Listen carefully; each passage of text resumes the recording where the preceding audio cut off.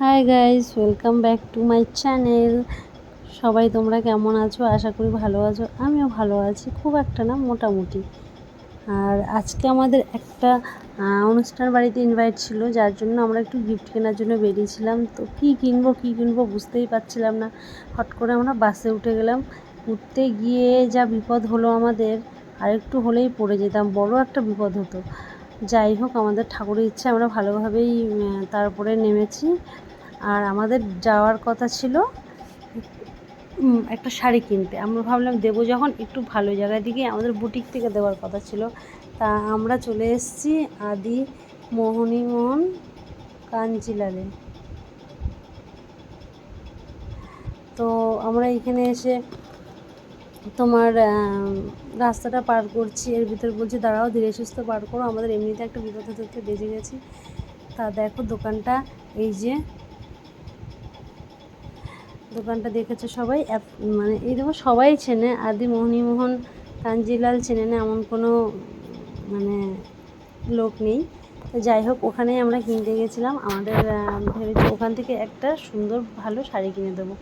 ঠিক, আমরা তো ঢুকে গেলাম ভেতরে। দেখো সেকেন্ড ফ্লোরে এসেছি, ফার্স্ট ফ্লোরে যাইনি, সেকেন্ড ফ্লোরে এসেছি।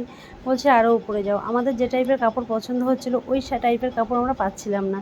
তো আমাদের যেটা দেখিয়েছে আমাদের ঠিক পছন্দ হচ্ছিলো না। দেখো তার ভেতরে আবার আমি আবার মনে করলাম আমাকে দেখা যাবে না ভিডিওতে, এটা তো হয় না। তো নিজেই একটু পোজ দিয়ে নিলাম। আর এখানে এতটা শাড়ির কালেকশান, আর আমার এতই ভালো লেগেছে যে আমি সামনে নিজের ভাইয়ের বিয়ে, তো ভাবলাম আমি এখান থেকে একটা শাড়ি নেবো। তো আমি ঠিক আছে, নেক্সট টাইম, এখনও তো দেরি আছে, নেক্সট টাইম এসে নেবো। তো এই শাড়িগুলো দেখাচ্ছিলো, তো আমাদের খুব একটা ভালো লাগেনি। তো বলছে ঠিক আছে দিদিভাই, তোমরা ওপরে যাও। তো দেখো আমি আস্তে আস্তে গুটি গুটি পায়ে ওপরে যাচ্ছি, কারণ হচ্ছে সিঁড়িগুলো এতটাই খারাপ ছিল, আমার খুব প্রচণ্ড ভয় লাগছিলো। যেহেতু হাতে আমার ক্যামেরাটা অন ছিল, তো আমি ধীরে সুস্থে উঠেছি। আর জানো তো, এখানে এত সুন্দর সুন্দর লেহেঙ্গার কালেকশান আছে না, যে কালেকশানগুলো তোমাদের চোখেও একবার লেগে গেলে মানে মনে করবো আমি এটাই নেব। তো দেখো আমি একটু মাঝখানে পোজ দিয়ে নিলাম।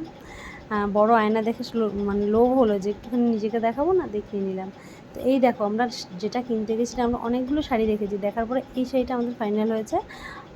আর একটা শাড়ি আমাদের রেড কালার ফাইনাল হয়েছে, ওই শাড়িটাও খুব সুন্দর। অ্যাকচুয়ালি জানো তো, আমাদের বাজেটটা ছিল খুব কম, আর ওই বাজেটের মধ্যে আমরা নিয়েছি।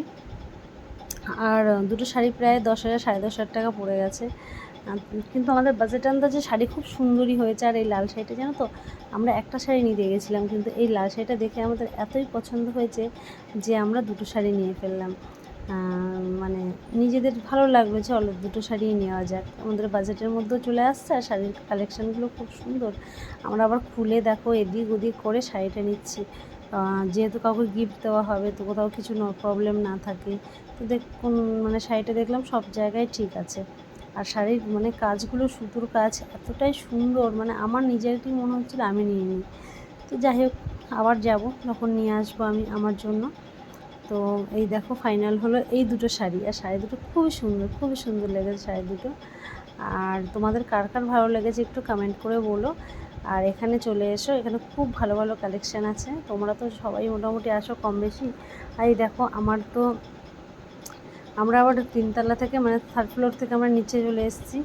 এতটা আস্তে আস্তে আসছি যে আমার খুব ভয় লাগছে, যেহেতু আমি একসাথে ক্যামেরা অন করা আছে আমার। দোকানদারগুলো বলছে দিদিভাই তুমি ক্যামেরা অন করছো, পড়ে যাবে, ধীরে সুস্থে। আমি না ঠিক আছে। তো আমরা বিলিংয়ে চলে এলাম। এবার বিলিং করতে গিয়ে ছেলেটা কী করছে, ও দলা মোচা করে সাইডে দিয়ে দিচ্ছে। তা আমরা বললাম দাদাভাই, আমরা তো একটু গিফট করবো, তা তুমি একটু ভালো করে প্যাকিং করে দাও। তা উনি এদিকে প্যাকিং করছে, আমি আবার এদিকে আরেকটা পোজ দিয়ে নিলাম। দেখো নিজেকে দেখাবো না সে তো হয় না, আমি বারবারই তো জানো তো নিজেকে দেখানোর জন্য ব্যস্ত থাকি। তো যাই হোক, ইয়ার্কি মারলাম, তোমরা কিছু মনে করো না। আর দেখো ফাইনালি আমাদের এই যে তারপরে বলার পরে তারপরে একটা প্লাস্টিকে সুন্দর দিয়ে তারপরে একটা ব্যাগে পার্স করে দিল। তো ওদের কিন্তু এটা ঠিকঠাক আমাদের করে দেওয়া উচিত, যেহেতু একটা কাস্টমার আর দোকানে আসা। আর এই দেখো আমরা দুটো শাড়ি নিয়েছি, আমাদের কেনাকাটা হয়ে গেছে, আমরা বেরিয়ে পড়েছি।